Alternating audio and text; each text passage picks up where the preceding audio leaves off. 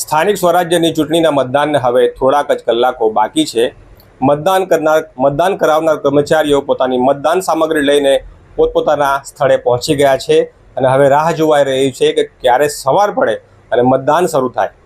પરંતુ આ તમામની વચ્ચે રાજપીપળા નગરપાલિકાનું જે ચૂંટણી છે તેનું વાતાવરણ ગરમાઈ ગયું છે, કારણ કે આમ આદમી પાર્ટીના ઉમેદવારો જિલ્લા પોલીસ વડાની કચેરી પહોંચ્યા હતા અને પોલીસને લેખિતમાં કહ્યું હતું કે આ મતદાન કેન્દ્ર ઉપર પોલીસનો બંદોબસ્ત વધારજો, સીસીટીવી કેમેરા લગાડજો, નહીં તો અમને નુકસાન થાય અથવા જાનમાલનું નુકસાન થાય તેવી ભીતિ છે।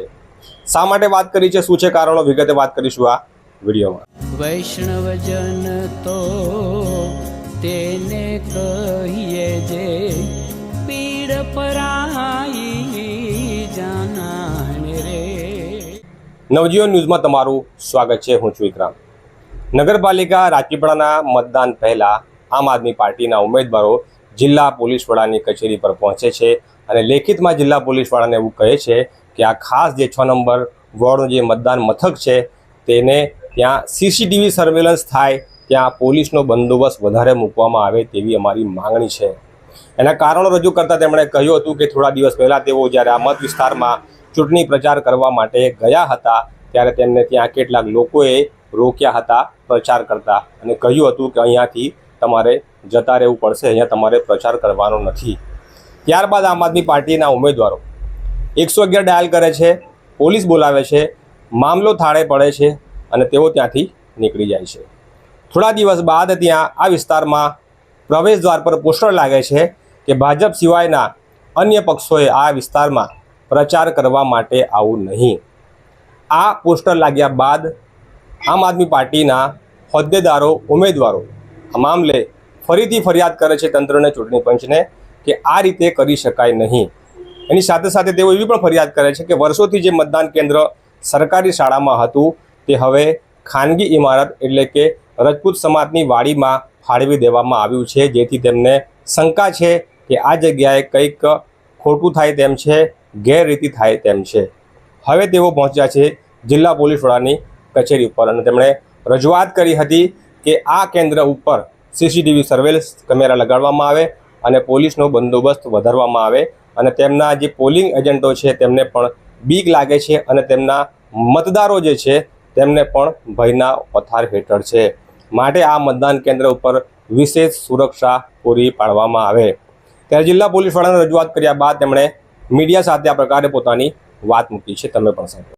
અમે વોર્ડ નંબર 6 ઉમેદવાર છીએ અને એમાં આગામી આવતીકાલે નગરપાલિકાના ચૂંટણી માટે પ્રક્રિયા શરૂ થવાની છે, તો એ માટે વોર્ડ નંબર 6ની અંદર અમે જ્યારે પ્રચાર માટે ગયા હતા અને એ પ્રચાર દરમિયાન કેટલાક વિષમો દ્વારા થોડુંક આમ બોલાચાલી જેવું થયું અને મહિલા જે અમારી ટીમના હતા એમની સાથે પણ બોલાચાલી કરી અને છેલ્લે વધારે આગળ સંઘર્ષ ન કરવો પડે અને એના માટે અમે 112ને જાણ કરી અને અમે ત્યાંથી નીકળી ગયા। પરંતુ આવતીકાલે જ્યારે ચૂંટણી થઈ રહી છે તો એના માટે આ પુનરાવર્તન ન થાય અને પોલીસ બંદોબસ્ત સીસીટીવી હેઠળ અને વ્યવસ્થિત કોઈ પણ જાતનો બીજું એ ના રહે એના સપોર્ટ માટે, બંદોબસ્ત માટે એસપી કચેરી પાસે અમે લેખિત રજૂઆત કરી છે।